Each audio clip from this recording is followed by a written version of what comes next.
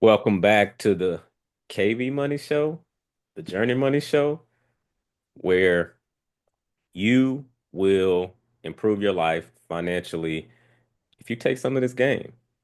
I got my host, Mr. Ivy. I'm gonna also call him Mr. Money Man. Uh, Ken, my bro, how you doing, man? Man, I'm doing good, man. I feel blessed to make it to another recording, another week, and I'm just excited to see what we're about to get into. Yeah, we having some fun. We having some fun being authentic, uh, not necessarily focused on the algorithm per se.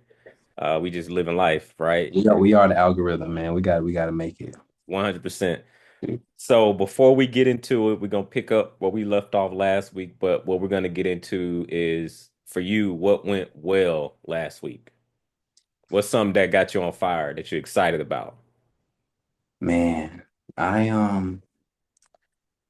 I'll say something that went well for me. It was more like I don't want to call it a mental breakthrough, but like Mm, sometimes you just got to reflect and think. And I think that something that I realized this past week is that I realized a lot. I did a lot of thinking, but I feel like I made a lot of progress on some personal things that I feel like I was stuck on mentally. I feel like I was able to break through and have some clarity. It's one thing to have ideas and have goals, but without clarity, it all feels like a jumbled mess. But this past week, I don't know, it just feels like in a couple different areas, things were starting to like. I'll give one example. On the fitness side, it's one thing to talk about, yeah, we're gonna eat healthy, we're gonna do this and that. But nah, my trainer said, nah, go to my fitness pal, hit them three dots, share that diary with me. And I'm like, okay. And not just the fact of sharing a diary, but just the fact of it's a totally different way of thinking of, okay, I think I'm eating healthy versus now I'm scanning that barcode and I'm actually seeing what I'm eating. I'm tracking my diary. And so it's just been a good week. And just I can keep going, but yeah, I mean that's something that went well. And then I say something to learn upon. I guess it ties into the same thing. Something that I learned is that I guess as I'm getting older, I'm starting to embrace more like biblical ideas. I'm starting not embrace them, but I'm starting to be able to not approach them with the same connotations I had when I was younger. Because when you're young, you hear certain ideas, you kind of dislike them, not because of the idea itself, but maybe the way it was delivered to you or the messenger or whoever. I don't know. But one such idea was honor your parents. That's one message that I always heard it a certain way. But for some reason this week, like a couple days ago, I heard that message and I just was, I finally heard it in a different light. I heard it not for the sake of honoring your parents, bowing down. It's not for them. It's for you, and not just for you. Now you can. I don't know. I don't know if you maybe you can elaborate more on it. But I'm talking about not just that idea, but for some reason these biblical principles, you'll have one concept, you'll have one understanding of it. But if you think on it long enough, or if you just catch it at the right moment, you'll be able to hear it a different way, and it'll just unlock something. You know what I'm saying? yeah, 100. I get it. A lot of times it's for you. It's for you and your growth and your journey. That's really what it come down to. And you sometimes you can be jaded, sometimes it's the messenger that you don't respect or you see a disconnect with the person that's delivering it and they're not and you from what you're seeing you don't really respect them and you're like you ain't really living that. However, what they're talking about, if they're interpreting it, if they're reading directly from the word, it's just that the person that's delivering it sometimes it's hard to receive it from them because you see an incongruence. Like it's not their life isn't congruent with the word, but that doesn't mean that the word is wrong. It's just a disconnect there. And so that's where you're sometimes like we find ourselves where we're like, if what you talking about lead to what you got going on, I ain't interested. And so that's why what they say, practice what you preach is a real thing. Like it's easy when you see someone winning and you like, and then they giving you a message and you like, oh, okay, I can get with that. And so yeah, so it's always an interesting dynamic. We gonna get into some of this too. Um, for me, what went well, like you said, hey, the numbers don't lie. Whenever you were talking about the fitness thing, numbers don't lie, man. Hey, dog. And when you really, how can you? dial things. How can you get so intentional with goals in all the areas of your life, like like your for your body, for your balance, for your business, what that business could mean, finance, career, etc., or uh, body being balanced. I'm missing one. Body being balanced. Business, body being balanced. Yeah. There we go. So, like in your body, your balance, your business, all the areas, the major areas of life. If you can find a way to implement something that's trackable, that's how you get the progress. Otherwise, you'd be faking yourself out and like making hallucinating. Really, that's what you're doing, and you thinking you progressing and you're not, and you just running on the treadmill and you staying the same. And if you staying the same, then you dying, like you regression. Because life is still moving on.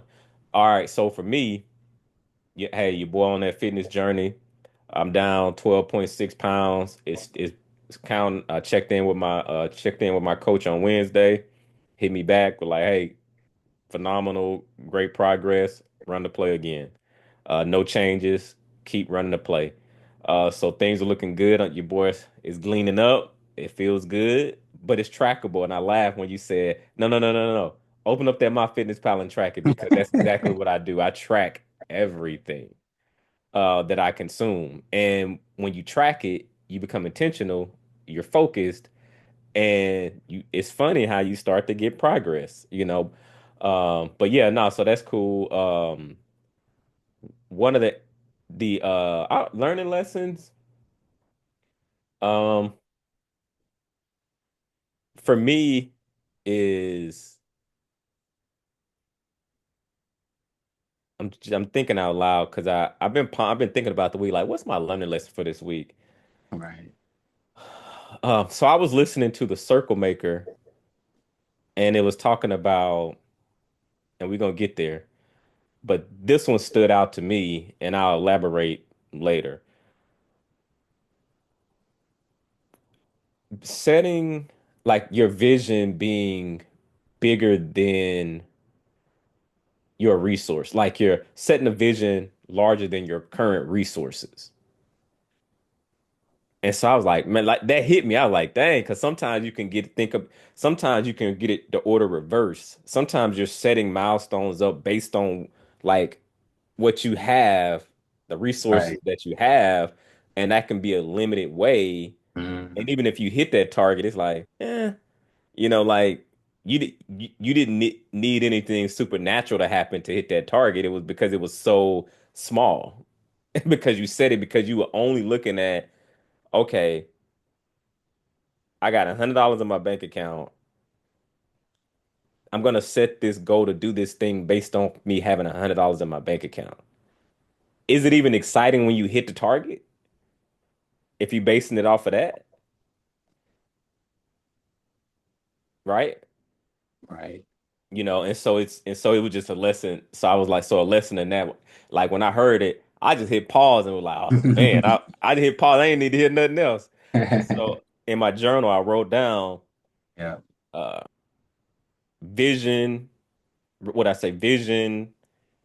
Set the vision beyond your resources. There we go. Vision beyond your resources. I Set like a that. vision beyond your resources. So that's my learning lesson for this week. Um, but without further ado, I'm ready to get in this content, man. Let's get in there, man. Okay, so what does the Circle Maker and financial freedom has in common?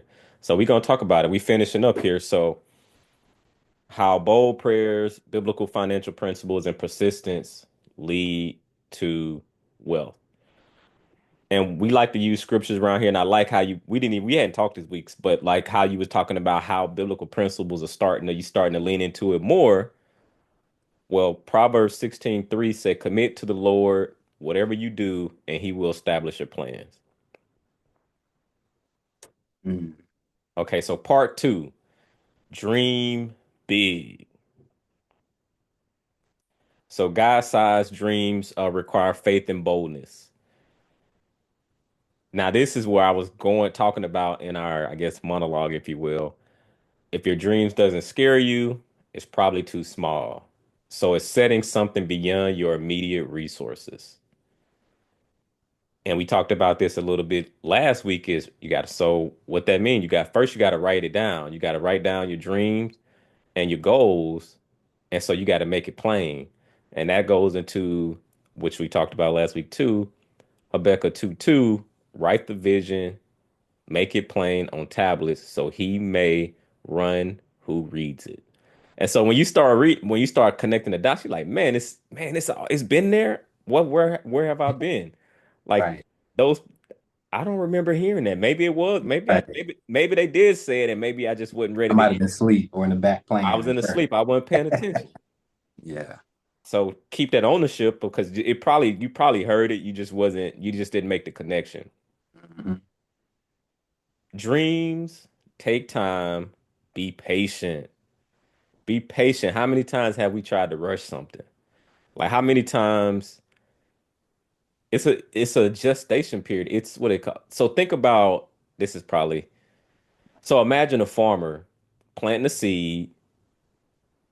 They plant the seed, put the soil back over it, water it, and then tomorrow they like, hey, did it come up yet? Did it sprout yet? And sometimes we do that with our goals. Like you're trying to hurry up and strong arm it to happen, but you got to water that thing. You got to water that thing through prayer, through action, doing practical things, through tracking your macros in my fitness pal, through and allowing the time and the evolution of who you need to become to get that result. In this case, what we're talking about is your body, right? But in other cases, it can be the accumulation of your finances. And so this is the money show. So I like to use analogies to make it make sense. But with your finances, so $1 a day, $1 tomorrow, it turns into more, more, more, and it's just an accumulation process that has to happen. And sometimes it might not turn out the way you thought it may turn out. Like it, and be okay with some pivots too.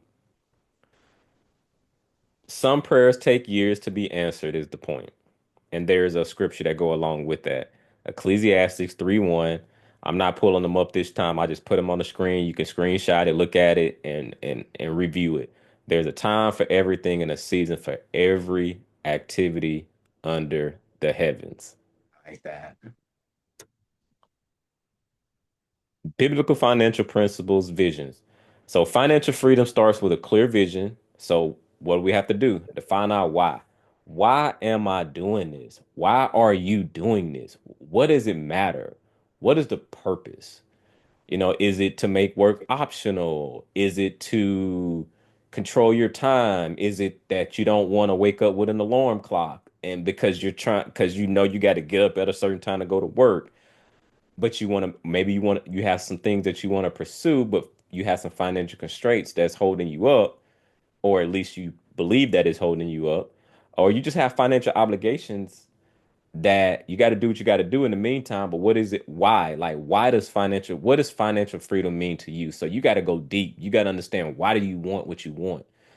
And it can't be to it can be to escape. Like if you don't like your situation, that's a great motivator. But at the same time, a lot of times we get stuck in what we don't want, but then you don't get around to why, okay, this other thing that you said you want, why do you want it? Is it just to leave my job and then you leave your job and then what? You still bring you with you. So it's like you got to ask these deeper questions. And that's a good motivator, but you can't be in this purgatory space of looking to escape things. How do you turn the corner and just start operating with purpose and pursuing that? Because now you focused on your why, and then you get laser focused. Because right now there's a lot of distractions. So if you don't have your why, you're gonna get distracted. Right now, Trump this, Trump that, tariff this, inflation that, pop the balloon this, do this, all these different things, and you're getting pulled in all these different directions because you don't have a strong enough why that you focused laser focused on right now. Right. Therefore, bringing it back to money, where there is no vision, the people perish. Mm. Let me say that again. Where there is no vision, the people perish. And I created this presentation to be connected to money. So money follows clarity. You talked about clarity earlier. Know what you're working toward. Here's another scripture, because we gonna go scripture. It's money church, baby. Luke 14, chapter 28. Suppose one of you wants to build a tower.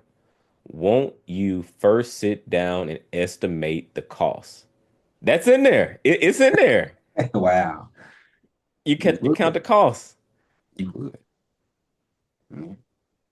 Therefore, plan your finances with wisdom. We got another one for you. The plans of the diligent lead to profit as surely as haste leads to poverty. Ooh, okay. I like that.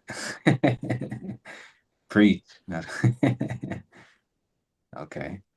Chime in anytime you want to when you hear certain thing and it just hit you. Man, this I like that second half. That second half is necessary because I think that it's a lot of these messages have like a duality to them. The biblical messages, I would say. It's telling you what to achieve, what to strive towards, but also whether it says it or not, it's also telling you what not to do. This one of the messages that no, it's not going to leave it. It's not going to leave it to ambiguity. It's telling you don't be hasty. Like don't be hasty, but be diligent. Be diligent, but not hasty. And so, man, man, I might crack that good book open, man. I'm telling you, I like this. Part three of the Circle Maker. It talks about praying hard. Persistence is key. We got another scripture for you. Then Jesus told his disciples a parable to show them that they should always pray and not give up. Faith requires action, not being passive.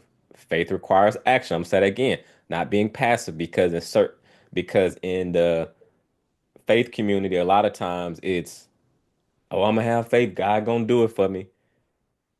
I'm gonna say it again. Faith requires action. James 2:17. Faith by itself, if it is not accompanied by action, it is dead.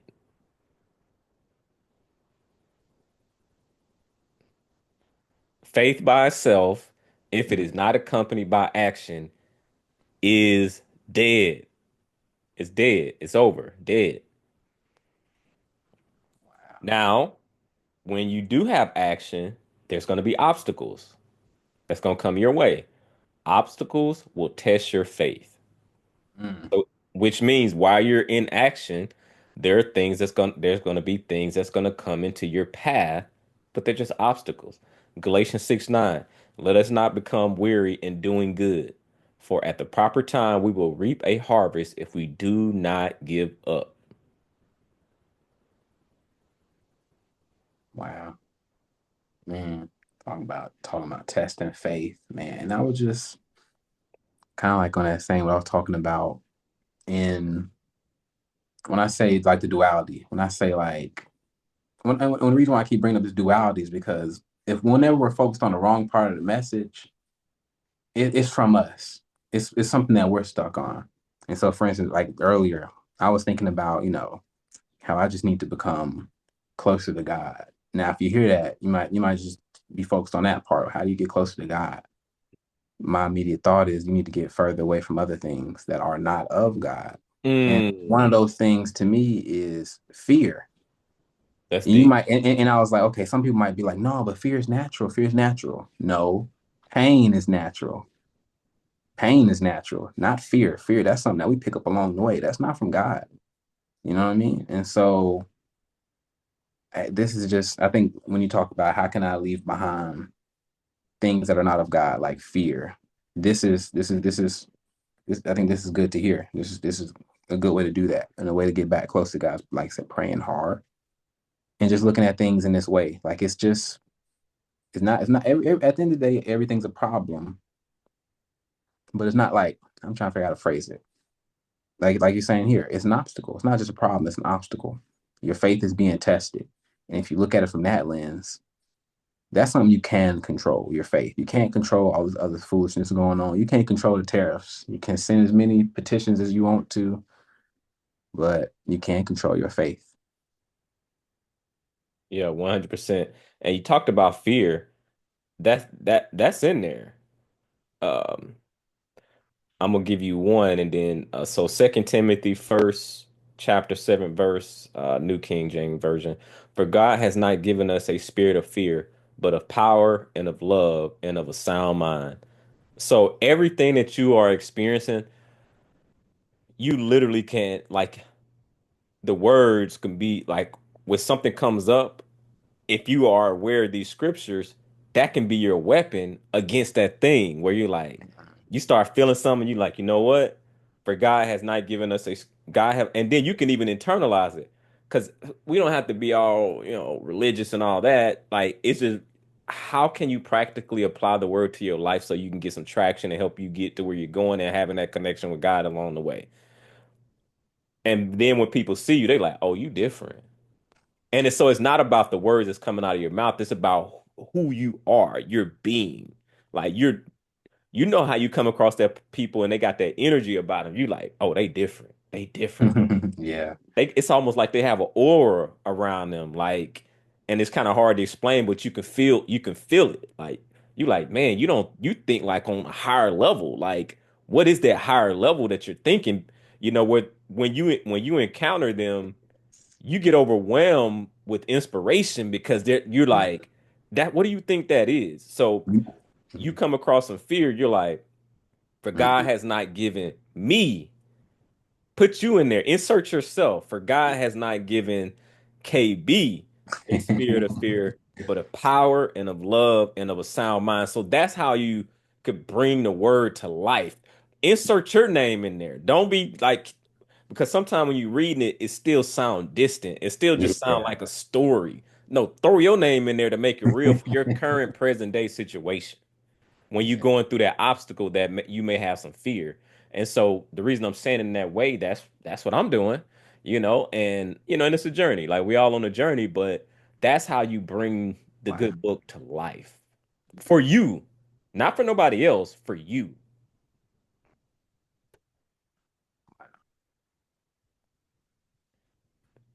Okay. Biblical financial principles, hard work and diligence. This is what we're going to talk about now. Wealth building requires consistency, just like the persistent prayer. I gotta give me a pencil real quick. Hold on, because I can't leave this session without writing something down. But hold on, okay, let me keep going. My bad. Now you good. It's This really giving out some gems. yeah. So Proverbs 13:11.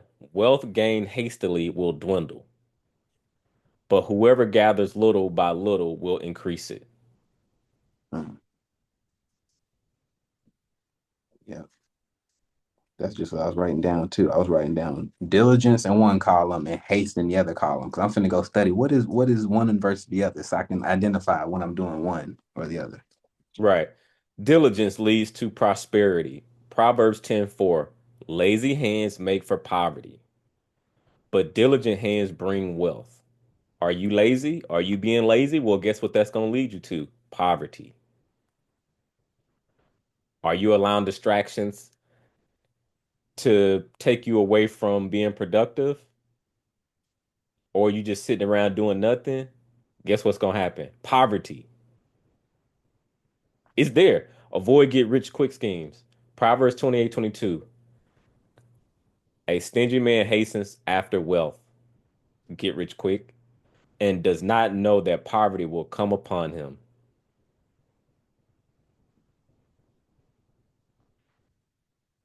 Get rich in 90 days. Yeah, okay. Wait, go back, go back. I don't know. I might be thinking too deep about this. Go On for it. the second one, it doesn't say when it said on Proverbs 10:4. Now the third one, this one kind of gets towards the mindset, but it doesn't say lazy minds make for poverty, but diligent minds. It's not talking about what you're thinking. Now, thoughts lead to actions or whatnot. But my mind just went to that word hands, and I'm just Like if your hands is lazy, you're not doing nothing. You're not like versus that's a different mindset. You could be lazy mind. I ain't gonna, let me not say you can be lazy minded, but it's like kind of what you're talking about action. This is more on that action to hands. What are you doing? Yeah. Well,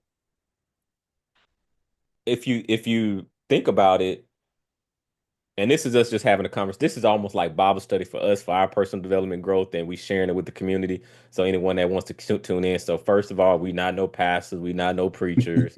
Yeah. We doing this deep dive for us and our growth, and we're recording it for others to come along who it resonate with. So as we're deepening our understanding, if you got a different perspective, that's your perspective. And we never said we was perfect. But when I think about lazy hands, how does your hand even move? Like it starts here. Mm, So if you have laziness going on here, it's going to translate into your activity and your what you're doing. So it starts here. And when they say your heart, like it here, like it starts here, like what's in your mind when you do a good works and you doing something good, it was here. It was your heart. And then it translated into you doing something. And so if you get stuck, what's going on? You have some type of conflict in your head that's preventing you from taking action. Once you get unlocked, what do you start to do? Take action. What caused you to be stuck in your head when it came to tracking your fitness journey? Whatever that was, it was stuck in your head. Therefore, you weren't taking action to track your macros to get results. right. Let me reframe that since it's the money show. You had a debt that you need to pay off, but for whatever reason, instead of paying off the debt and getting that out of the way, every time you got paid, you're buying things that you can't afford while the debt is still there.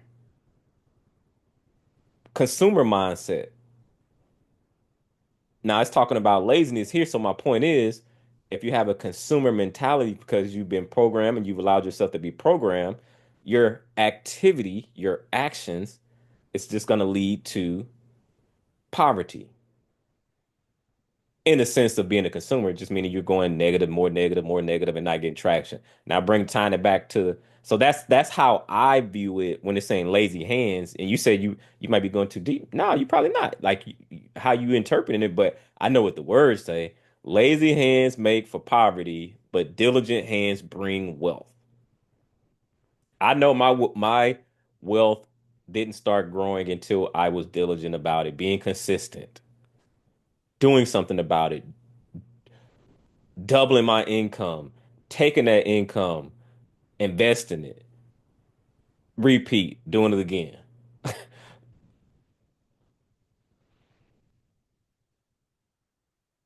Let's keep it pushing. Let's keep it pushing. And this is, it's funny because I don't know why this is on my mind today. Dualities. This is such a contrast because we just had such a productive talk. Now imagine if you just not even not getting to talk. Imagine if you hearing the opposite. The love of money is the root of all evil. It's like that, you know what I mean? But man, this is key right here. I like this is great. Well, what I've noticed, I've never heard wealthy people talk that way. I've never heard people that's on their come up and they just gotta let the time play out. They just keep doing the things where they're gonna be better off than what they were. I've never been around people that had money or people that had a positive mindset that had good mentality around money. I've never been around any of my friends who had means and they were talking about, well, the money is the root of all evil. It's like, okay, who are you trying to convince about that and why are we even having that conversation? Right. When we're talking about wealth building, improving, all those things. But you know who I have heard talk about it? People that ain't got no money talk that. And it's almost like a defense mechanism because it's forcing you to look in the mirror of what you're not doing. And so it's almost like a defense mechanism where they're like, when someone starts talking about, hey, well, money ain't everything. It's like, no one said it was. The money is a tool. Money, like, in the proper context, no, we love the people. We don't love the money. Right. And but with the money, we need money to live. You Everything in go, it, like it costs like this, it's a cost. Things have a cost. And so we can't put our head in the sand talking about, money is the root of all evil. And that way you feel good about yourself and you still broke. It's not cool. Like it's not cool. And we got to break that mentality. Think long. Legacy thinking shifts everything. A good person leaves an inheritance for their children's children. That's self-explanatory.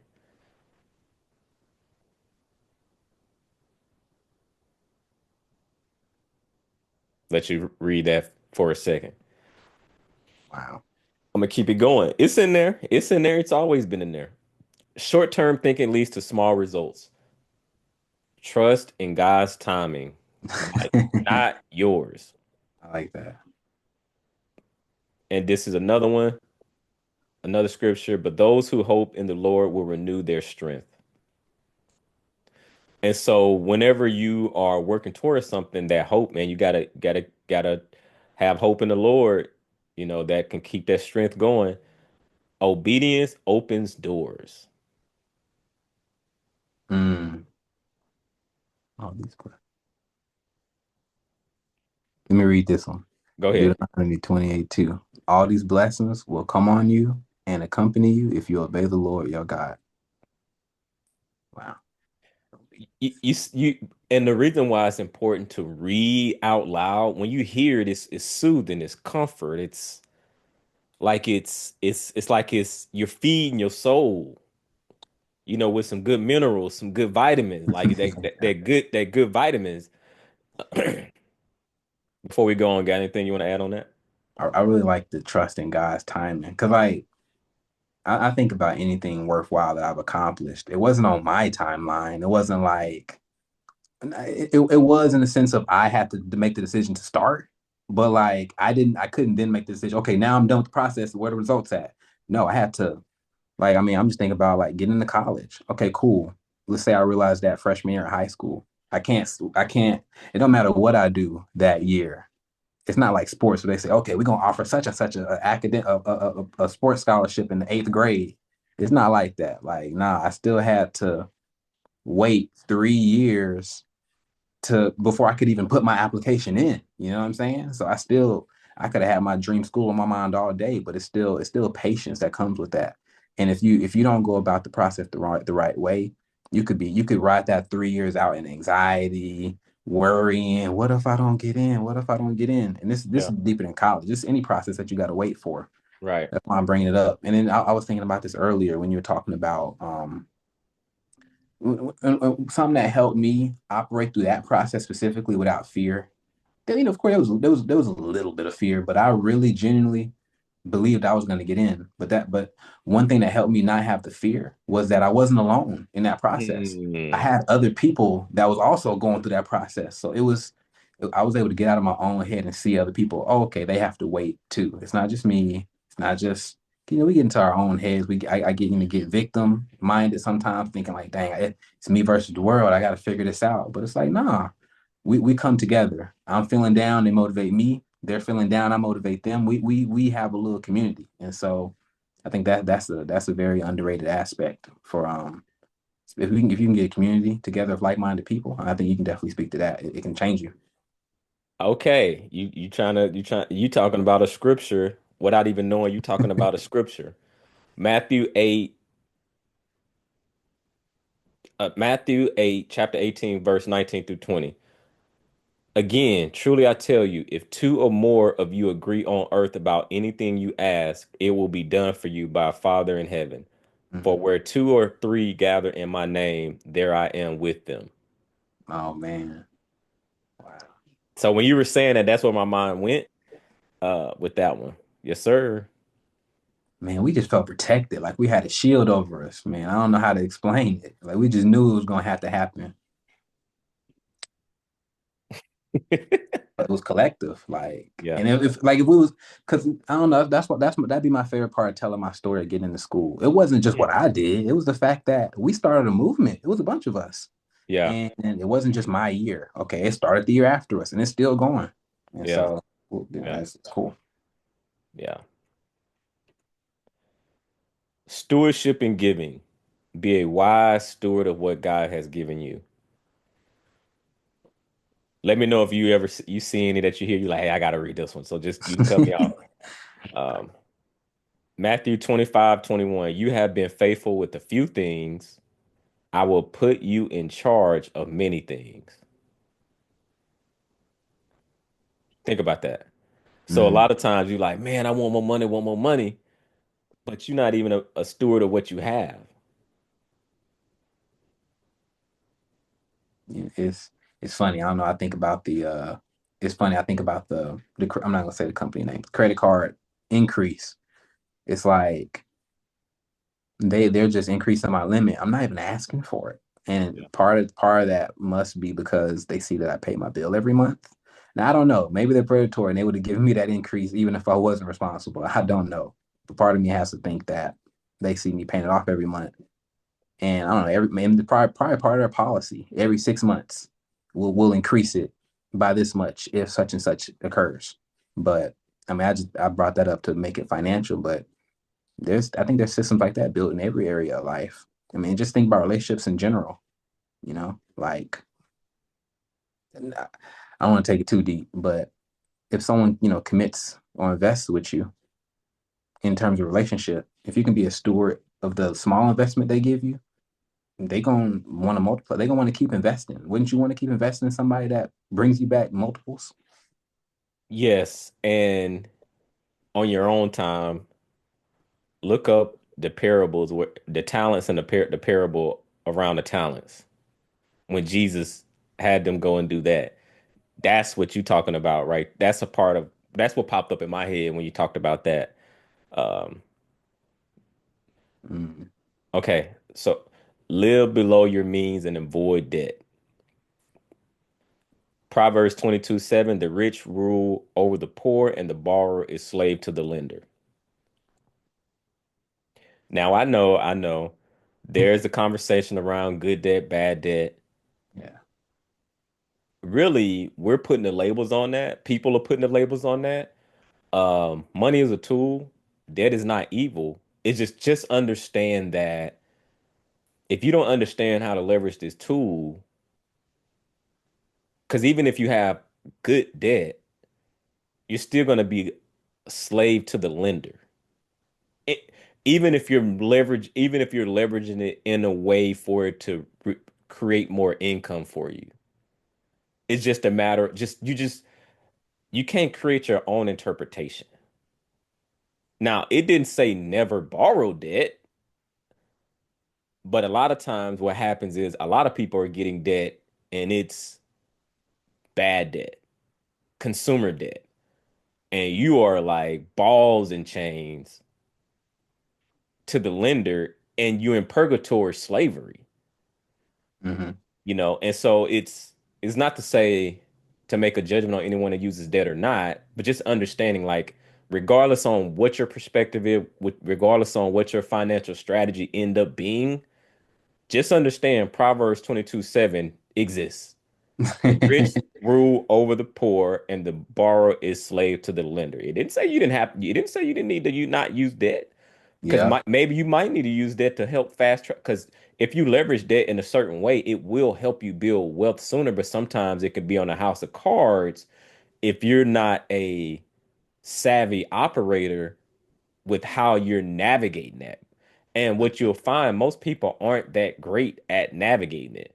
There are some savvy people out there that know how to navigate it and level up, and then they'll deleverage debt strategically too. And they kind of, it's almost, I don't know, have you ever drove a clutch, I have not. a manual? Well, it's like that. That's when you think of, when I think about debt, 'cause I drove it back in the day, but it's like foot on the foot on the like the clutch, the brake, like, and it's like that, and it's like a balancing act. And to be Hmm. quite honest, think about this: when you have folks that are just struggling with the basic foundational thing, like, and because of whether you didn't learn it in school, which you can't really blame school because really it's for parents to help teach kids about money and all that, and all these other ancillary things could complement that, but you got to keep control of what you're teaching family and all these things. And you don't know what you don't know, but it's still the laws of money still exist. I mean, just because you were ignorant to it doesn't matter. You're just gonna Yeah. suffer because you don't didn't understand money. Like, and whatever, and maybe you had a good reason, but you gonna that good reason gonna have you broke. Yeah. So whatever case, like, because some people say excuses, I'm gonna say reasons. You maybe have good reasons, but you're not in the game, you're not playing the money game, you're gonna be broke. Sorry. Moving on. You wanna read this one or you? Let me read this one. I do want to read this one. Generosity leads to blessings. Let me hit it with Malachi. Malachi 3:10. Bring the whole tithe into the storehouse and see if I will not throw open the floodgates of heaven. And then I'll also read the second one real quick. 2 Corinthians 9:6. Whoever sows sparingly will also reap sparingly, and whoever sows generously will also reap generously. Boom. So obviously, when you're in church, this those are the go-to ha ha ha ha Right. that bread. You know, but that's a scripture. A lot of times it's pulled up in that context, but just go beyond that particular scenario. Just think, just in general. You know what I'm saying? Like outside of, tithing, just in general. Just think about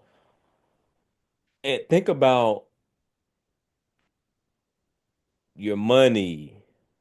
Think about your time, your energy, your effort, and just having that generous spirit. Like think about that. Like, and think about how and then you go back to these two scriptures. Have your life been better off, when you were generous?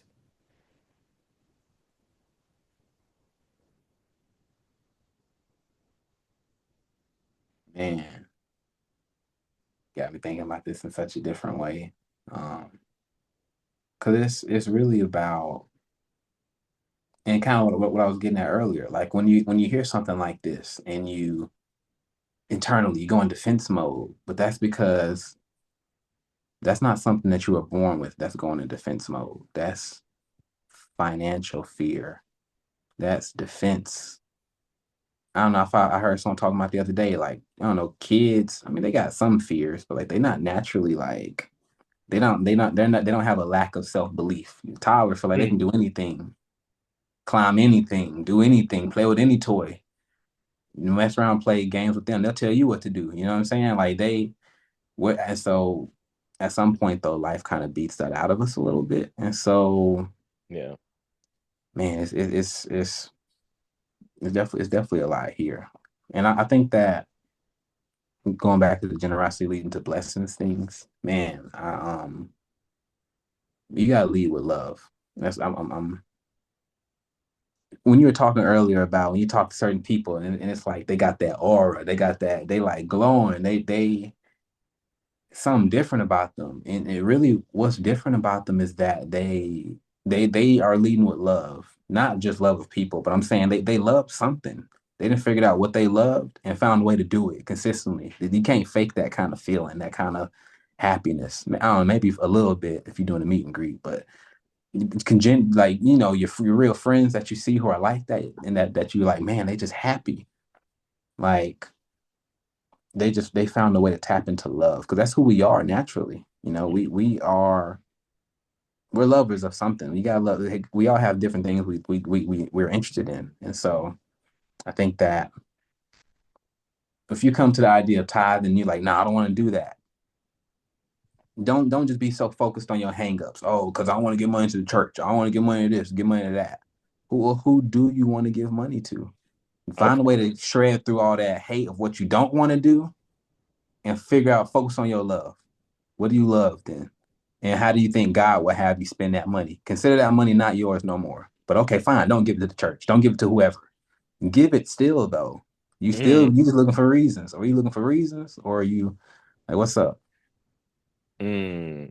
Sure, I think we may have to give you an honorary name with Deacon Barney. Deacon. I tried to make it all connect at the end, but Nah, man, nah, you landed that good. Nah, I totally get that. Nah, man, that's real. That's real. All right, we getting ready to land. We getting ready to land. It's been a pretty lengthy presentation, but I think it's been worth it. Uh, so the circle maker teaches that bold prayers honor God because bold prayers require faith. Financial freedom honors discipline, vision, and persistence. So this is how you can apply everything that we talked about to your money journey, because this is the KB Money Show. Dream big, set ambitious financial goals, and write them down. Even if you're scared, write that thing down. Write the vision down, make it plain. Write the vision down, make it plain. Even if you don't even know how to do it, that's okay. Write it down, whether that be your FI, your financial independence number, or financial freedom number, which whatever wording you want to use, write it down. You don't need to know how to do it right now. Write it down. Two, pray hard. Stay persistent in your efforts, even when results take time. Anything that's worth having, it's worth waiting for. It's worth continuing to work towards. It's worth persistence. It's worth the discipline of tracking. It's worth that to get there. But that's why we uncovered the why to begin with. Because if you're like, ah, I'm doing this, I don't even know why, then of course it's not going to be worth it. Of course you're not going to have the discipline. Of course you're not going to be persistent because it's not your why. Are you, did you set up your why and that was somebody else's why? That's not gonna work. It got to be yours. What God led in your heart as a vision and it made you scared. Then you like, oh, let me write that down. I don't know. You know. Three, think long. Think long. Long-term mindset is what it's talking about here. Build wealth with legacy in mind, just not short-term gains. Obviously, you think long and then you set up short-term milestones, but you have to think long term. What are you trending towards? Because basically all the short-term things are it's just it's once you hit it, it gives you energy. Like, oh, I hit that milestone. I hit, and so you just gamifying the process and it's just giving you a way to track it. Like just track your progress.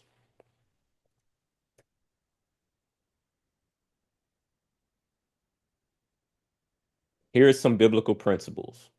Have a clear vision plan,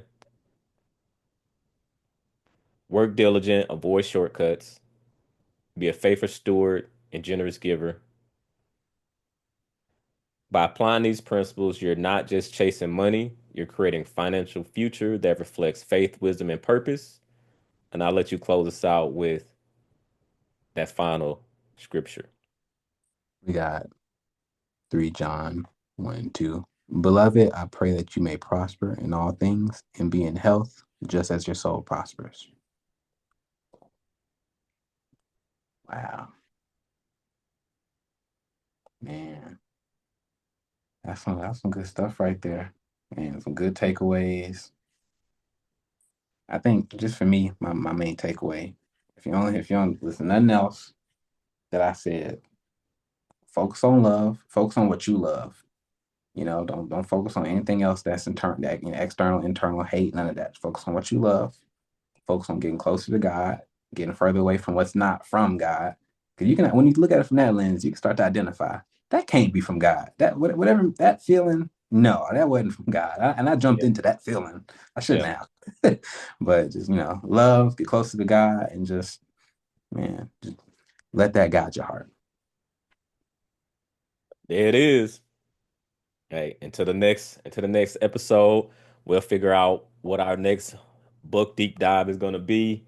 But hey, this is like Bible study, man, but without all the religious stuff, right? Like just where you could just cut through all of that and just if it's one my challenge to anyone that's listening, we covered a lot. What's that one thing that resonated with you during this particular Bible study? What's the one thing? You can't. You're not gonna be able to implement all things all at once. What's the one thing? Hey, if you like this show, be sure to like, comment, and subscribe. Until the next episode, peace. Have a great weekend. We out.